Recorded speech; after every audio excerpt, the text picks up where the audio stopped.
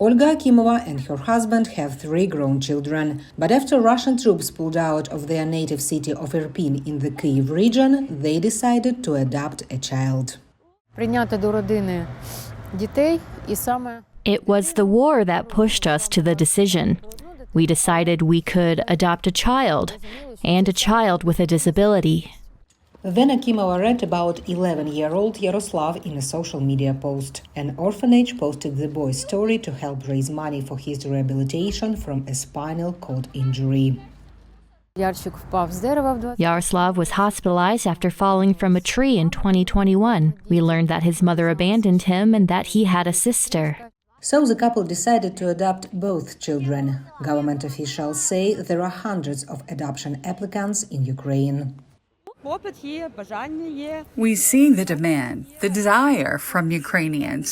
It's obvious from all the requests for pre-adoption training courses. Zhulnovich says about 2,100 prospective adoptive parents have registered in Ukraine this year.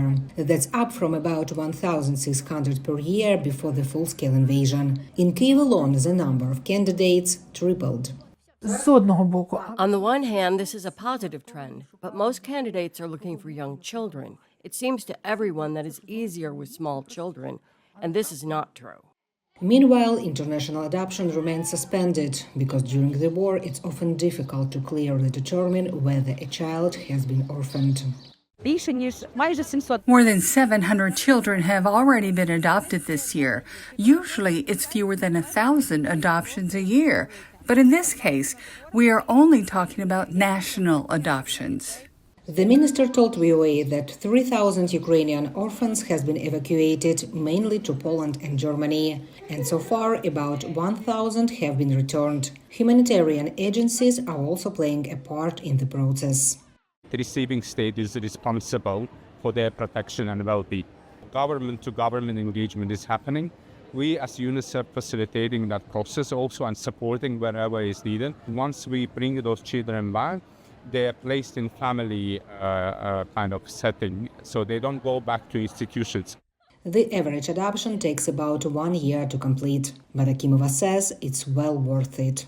Вони будуть будувати наше майбутнє. От як би там це не звучало. These children will build our future. They will provide and build the state, and they will restore it. That's why we have to invest in these children, give them love, and give them families. Давати їм любов, давати їм родини.